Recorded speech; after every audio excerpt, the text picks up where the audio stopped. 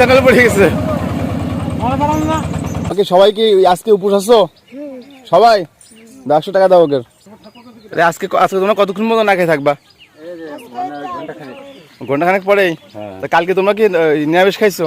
না, কালকে রাত্রিবেলা, কালকে দিনের বেলা, হ্যাঁ কালকে রাত্রিবেলা, আজকে সকালবেলা 10টার সময় কোনো খাওয়া নাই। ও মানে এই 2 দিন খাও না তোমরা?